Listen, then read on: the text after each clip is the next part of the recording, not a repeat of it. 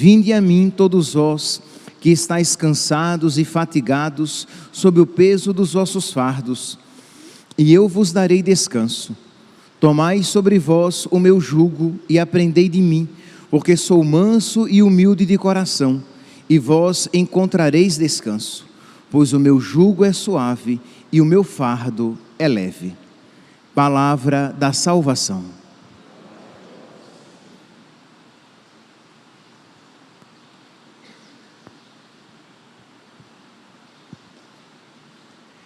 Caríssimos irmãos e irmãs, estamos celebrando a memória de Santa Luzia, virgem e mártir. Santa Luzia, ela foi martirizada no período do imperador Diocleciano. Diocleciano, ele promoveu, se não a mais cruel, sem sombra de dúvidas, uma das mais cruéis perseguições à igreja. Diocleciano, ele foi imperador durante os anos de 243 a 312. Então, Santa Luzia, que foi martirizada em 303, está ali nesse período. Ela foi dada em casamento a um pagão. Sua mãe, preocupada com seu futuro, já que ela não tinha pai, seu pai já havia falecido, então sua mãe arrumou-lhe um casamento, só que Luzia se sentia chamada a uma entrega total e completa a Deus, e ela então revela ao seu futuro noivo, revela à sua mãe e ao seu futuro marido, de que ela já tinha um esposo, e de que a ele ela tinha se consagrado plenamente. Seu futuro esposo, enfurecido, a denuncia como cristã. Ela então é levada às autoridades para que ela apostatasse a sua fé, e aí ela iria salvaguardar a sua vida, ela teria um bom casamento, e ela seria, pelo menos neste mundo, feliz. Mas ela se sentia ligada a um outro esposo, de quem ela era plenamente, e ela não estava disposta a isso renunciar. Então ela diz que ela crê em um só Deus, e só a Ele ela pertence. Então o algoz,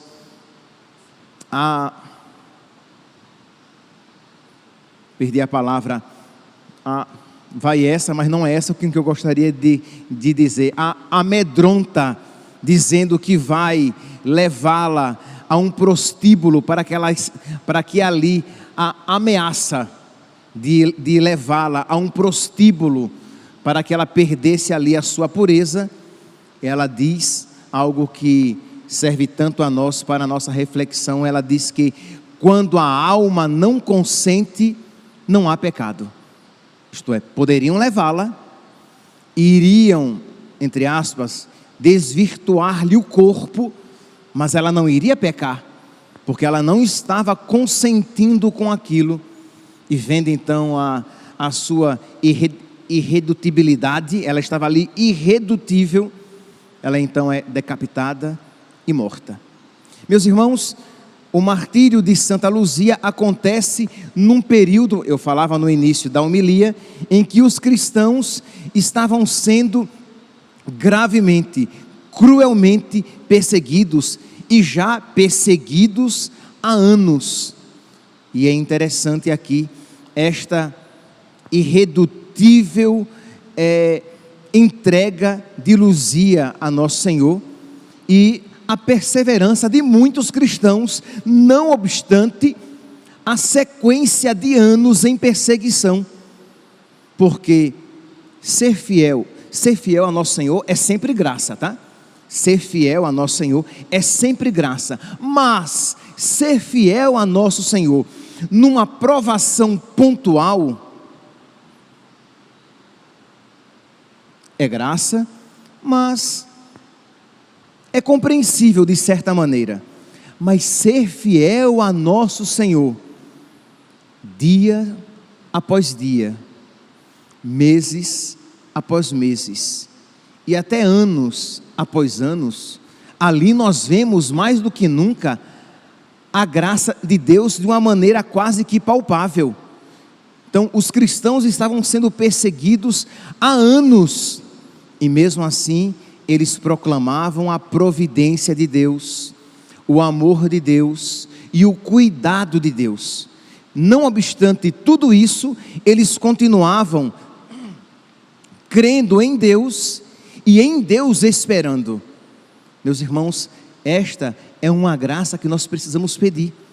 Então hoje, no dia do martírio de Santa Luzia, em que ela, que viveu neste período em que os seus irmãos cristãos já estavam sendo perseguidos há anos, mas ela cresceu nesse ambiente de piedade, de fé, de esperança, aprendendo a colocar a sua esperança em Deus, não obstante as contrariedades da vida, pedir a ela que também nós perseveremos até o fim, porque será salvo quem perseverar até o fim. Começar uma obra santa, começar bem uma obra é fácil, é graça, mas é relativamente fácil. Mas perseverar santamente naquela obra é bem diferente. Então pedir a nosso Senhor esta graça, e é exatamente sobre isso que a primeira leitura de hoje, retirada do profeta Isaías, nos fala. O povo está no exílio, o povo está sofrendo, o povo está na escravidão, o povo está debaixo da bota de um opressor, de um algoz. E vem o profeta Isaías e chama aquele povo que está sofrendo à confiança, e chama aquele povo que está sofrendo a esperar no Senhor, porque o sofrimento, o término do sofrimento está próximo. Mas, meus irmãos, eu repito, ter fé firme, forte, ter uma fé fervorosa em Deus, depois de anos de sofrimento, é uma graça muito grande que nós precisamos suplicar. E aí cada um aqui coloca as dificuldades da sua vida, as lutas da sua vida, as barreiras que você precisa transpor a cada dia na sua vida, o leão que você precisa matar a cada dia, para permanecer na fé, e você pedir a Deus que, assim como concedeu a Santa Luzia, aquela fé generosa, aquela fé fervorosa, que mesmo depois de tantos anos de perseguição, ela, como outros cristãos do seu período, estavam ali firmes, esperando em Deus, estavam fortes em Deus, não obstante a fragilidade humana, não obstante a fragilidade social em que eles viviam, porque eram perseguidos. E esta fidelidade a que são chamados os israelitas por meio do profeta Isaías, nós também somos chamados. Então pedir a Deus que nos conceda esta graça. Então voltando aqui para o povo de Deus, então o povo de Deus, depois de anos no exílio, vem então o profeta Isaías e diz: com quem haveis de me comparar? E a quem seria eu igual? É Deus falando por meio do profeta Isaías. Levantai os olhos para o alto e vede, quem criou tudo isso? É como que Deus falando com o seu povo escravizado, com o seu povo sofrido, e Deus diz: olhem aqui os exércitos das estrelas, quem as criou? Quem criou todas as estrelas, senão eu? Eu que conheço cada estrela pelo nome, para dizer que Deus conhecia cada um, pelo nome, e de que o sofrimento de cada um não estava passando despercebido.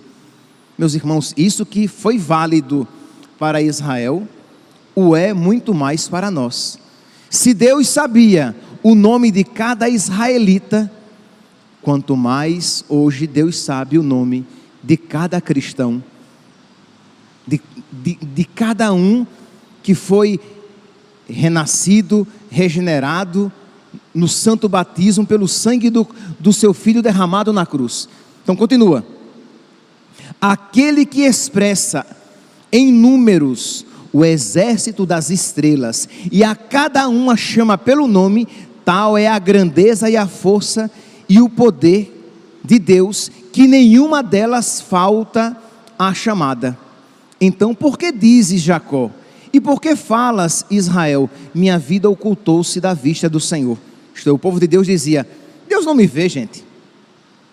Imagine se Deus consegue, Deus se esqueceu de mim, eu fui abandonado por Deus.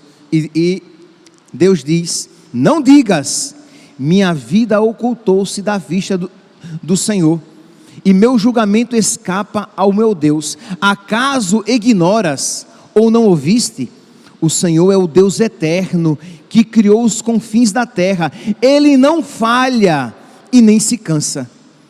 Se tudo aquilo, se aquele sofrimento, se aquelas provações estavam acontecendo, e se o povo de Deus estava passando por aquelas provações, é porque tinha um sentido. Não se canse, não se desespere, confia. Isto é, imagine se Luzia, depois de tantos anos de perseguição, quando presa e estando próxima até de ser entregue a um prostíbulo para ali ser desvirtuada, ou depois quando foi assassinada, se ela se desesperasse em Deus permitir-lhe aquela provação e negasse a sua fé. Mas não, diante daquela provação, diante daquele sofrimento, ela mais do que nunca se agarrou em Deus e fez o seu ato de generosidade, o seu ato de fé generosa, de dizer: Senhor, mesmo no sofrimento, eu creio em Ti. Senhor, mesmo na escuridão, quando eu não compreendo muito bem as coisas, e aqui é importante isso dizer, quando a pessoa está sofrendo, não poucas vezes a sua capacidade de compreensão fica meio comprometida, e ela não vê com clareza o porquê das coisas, mas ela pode ter, se ela suplicar a Deus, aquela fé certa de que Ele tem o mundo em suas mãos, de que nada passa. Aqui eu olho para a imagem de Cristo Rei, ali com aquela bola na mão significando a terra. Ele tem o mundo em suas mãos, nada passa despercebido ao seu olhar, nada acontece que não seja segundo o seu querer ou o seu permitir, e tudo que Ele quer e permite concorre para o bem dos que amam a Deus. Então Santa Luzia estava ali, prestes a perder a sua vida, sabendo que iria ganhá-la. Por quê? Porque ela estava se confiando a Deus, e por Deus, por causa de Deus, por causa de Jesus, vivendo todas aquelas coisas. E o profeta Isaías, aqui para o povo de Israel, chama a esta mesma fé: não se desespere, enxugue as lágrimas e diga: eu confio em Deus. Você não vai dizer talvez: eu compreendo Deus, eu conheço Deus como a palma da minha mão. Não, nós não conhecemos Deus como a palma da nossa mão, porque nós não nos conhecemos nem a nós mesmos como a palma da nossa mão, mas nós sabemos que em Deus podemos confiar. Nós sabemos que se Ele prometeu que estaria conosco até o fim dos tempos, Ele está conosco na alegria e na tristeza, na saúde e na doença, todos os dias da nossa vida, e Ele fará concorrer para o nosso bem, se nós nos mantivermos na graça, se nós nos mantivermos no seu amor, Ele fará concorrer para o nosso bem até as coisas mais tristes que nos acontecerem. Então continua aqui o profeta Isaías. Então, não digas, minha vida ocultou-se da vista do Senhor. Acaso ignoras ou não ouviste? O Senhor é o Deus eterno que criou os confins da terra. Ele não falha nem cansa. Insondável é a sua sabedoria. Isto é, nós não podemos compreender e nós não podemos abarcar a sua sabedoria. Ela vai além da nossa capacidade, mas em tudo está presente a sua sabedoria. Insondável é a sua sabedoria. Ele dá coragem ao desvalido e aumenta o vigor do mais fraco. Imagine Luzia, aquela mocinha raquítica, fraquinha, mas cheia da força de Deus. Quando o algoz diz que vai entregá-la a um prostíbulo, ela diz o quê? Pouco me importa. Se a minha alma não consente, eu não peco, eu não ofendo a Deus, a minha salvação está garantida. Ela então é entregue à morte, ela vai intrépida, ela vai firme, por quê? Porque Deus a fortifica. Ora, meus santos, quando nós estamos na amizade com Deus, quando nós estamos na graça de Deus, mesmo que o sofrimento nos toque, nós iremos sentir a força de Deus que nos sustenta. E eu acredito que muitos aqui podem até testemunhar que se hoje estão de pé, crendo em Deus e continuando continuando a buscar a Deus, é porque Deus o tem sustentado. Que você não estaria de pé se Deus não o tivesse sustentado. E aí, como se já não fosse suficiente, o profeta, Deus por meio do profeta conclui esse versículo aqui tão belo, Isaías capítulo 40, versículos 30 e 31. Quem quiser depois pode copiar, né? Pode colocar em algum ponto claro da sua casa, como que para repetir isso. Versículo 30. Cansam-se as crianças e param. Algo quase que impossível, né? Quando é que criança cansa? Criança não cansa. Criança é uma espoleta. Criança não para.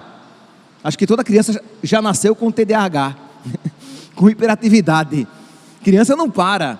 Pois bem, pode até a criança parar, pode até a criança cansar, diz aqui o profeta Isaías. Cansam-se as crianças e param. Os jovens tropeçam e caem. O jovem é forte, está no auge da sua força física. Pois bem, mas os jovens podem até tropeçar e cair, coisa própria dos velhos. São os idosos que tropeçam e caem. O jovem não. Pois bem, os jovens podem até tropeçar e cair, mas os que esperam no Senhor renovam as suas forças. Então ele coloca primeiramente coisas quase que impossíveis: criança cansar e parar, jovem tropeçar e cair. Pois bem, isso até pode acontecer, mas quem espera no Senhor, por mais fraco que seja, renova a sua força. Criam asas como águia, correm sem se cansar, caminham sem parar. Isto é, para mostrar que aqueles que esperam em Deus, que aqueles que colocam sua confiança em Deus, são capazes do impossível. No caso aqui do povo de Deus, de permanecer na fé em meio ao sofrimento. No caso de Luzia, mesmo em meio à perseguição, ela persevera naquela fé generosa de entregar a própria vida. Meus irmãos, não preciso dizer o que é que nós precisamos hoje, nesta festa de Santa Luzia, pedir a Deus.